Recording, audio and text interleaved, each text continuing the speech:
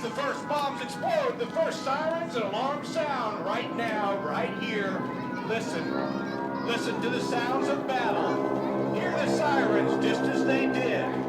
Feel the explosions hammer your chest just as they did. Smell the smoke as it burns your nostrils just as they did that fateful Sunday morning.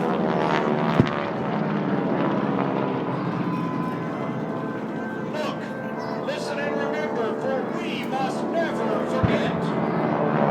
Japanese planes attack relentlessly. Many servicemen believe the attack is some kind of crazy air raid drill. They think the airplanes are American. In fact, one soldier this is the best name drill the Air Force has ever done. But when the rising suns become visible on the wings of the airplane, everyone knows this is no drill. General Short, the commander of armed forces, is going to the attack while playing golf. His response is, that is ridiculous. General Short will wish he could have been right, but he has never been more wrong. Highly coordinated attack goes off like clockwork. At 0755, bombers attack Wheeler at Hickam Air Force Base. 2 minutes later, torpedo planes, just like the ones you are seeing in front of you now, begin their attack on Battleship Row. Sleepy-eyed sailors stumble outside to see Japanese airplanes circling the skies, ready to attack the ships lined up side by side along Battleship Row. Sitting in the middle of Pearl Harbor, they made great targets for the Japanese aircraft. In fact, the Japanese designed torpedoes capable of striking the ships in the shallow harbor, a technological advancement the Americans are sadly unaware of.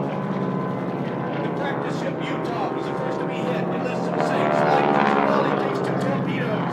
The battleship Oklahoma and West Virginia are next. The Oklahoma lists and capsizes, rolling onto the battleship USS Maryland. The sinks are belly across the waters of Pearl Harbor. Hundreds of men are trapped. Only 32 of these men would be rescued, and not until a full 40 hours after the attack.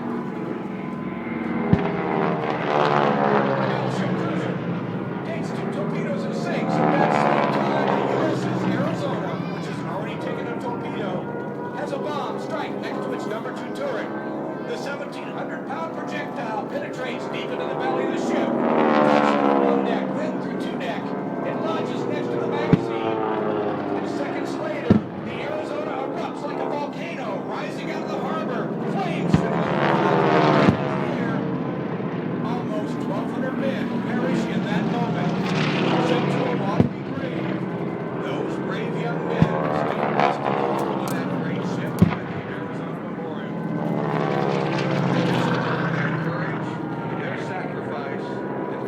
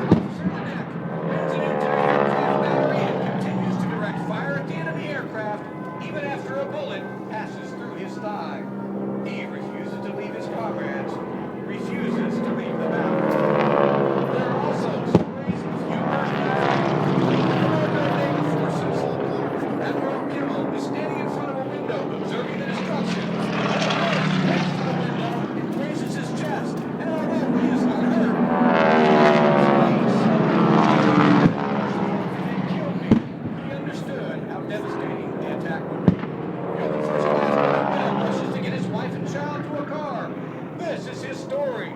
When we're almost to the car, my wife says, the baby doesn't have any diapers. Get some. The end of the world, and my wife has me diapers. As word of the extent of the devastation reaches Washington, the country is stunned. Later that day, President Franklin Roosevelt addresses a shocked nation.